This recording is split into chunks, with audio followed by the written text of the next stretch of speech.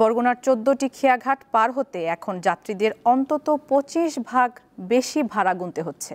সম্প্রতি এসব ঘাট ইজারা দেয় কর্তৃপক্ষ। এতে ক্ষুব্ধ প্রতিক্রিয়া জানান যাত্রীরা। নদীবেষ্টিত উপকূলীয় জেলা বরগুনা। এর এক উপজেলা থেকে অন্য উপজেলায় যেতে খেয়া দিয়ে পার হতে হয় নদী।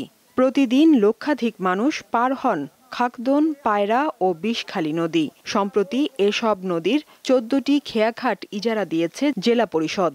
এরপর বাড়ানো হয় ভাড়া, ফলে ২০ টাকার জায়গায় গুনতে হয় ২৫ টাকা।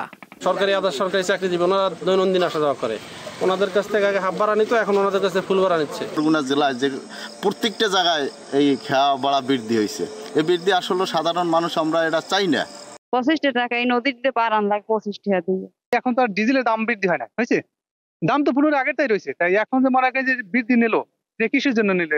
অনেক জেলায় ঘুরে ঘুরে চাকরি করি আমরা, এই জায়গার মতো আর কোথাও নাই। এই জায়গায় যে ভাড়াটা নিচ্ছে এই ২০ টাকা অনেকের কষ্ট করে হয়েছে। আবার দেখা যায় রাত হলে জুলুম ৫০ টাকা নিয়ে যায়। এটা তো আপনার ৩ বছর পুরি ৩ বছর পর ভাড়া বাড়ার নিয়ম আছে, সেই নিয়ম অনুযায়ী বা সরকারিভাবে ভাড়াটা বাড়ছে, কিন্তু আমাদের কোনো হাত নাই করতে পারছে। সরকারি মূল্য তুই নিতে হয়েছে, চাইছিলাম একটু কমাই নিতে, ৭ বার টেন্ডার হয়েছিল কিন্তু সেটা পারি নাই। ভাড়া বৃদ্ধির প্রতিবাদে মানববন্ধন ও স্মারকলিপি দিয়েছে বিভিন্ন সামাজিক সংগঠন। আমরা দাবি জানিয়েছি কমানোর জন্য, যদি কমানো না হয় এক্ষেত্রে আসলে বরগুনার যে সাধারণ মানুষ বা সচেতন নাগরিক তারাও কিন্তু নানা আন্দোলন সংগ্রামের তারা কিন্তু আসলে ঘোষণা দিয়েছে। জেলা প্রশাসক বলছেন সবকিছু সমন্বয় করার জন্য ভাড়া বাড়ানো হয়েছে। বিদ্যমান যে নীতিমালা সেই নীতিমালা অনুযায়ী আমরা যখন ভিত্তিমূল্য নির্ধারণ করি ইজারার জন্য, তখন পূর্ববর্তী 3 বছরের গড় মূল্যের উপর 10% বৃদ্ধি করে আমাদেরকে মূল্য নির্ধারণ করতে হয়।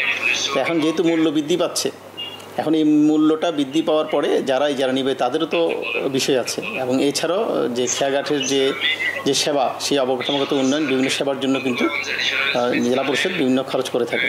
তিনি জানান ২৫ টাকা ভাড়া আগামী ৩ বছর বহাল থাকবে।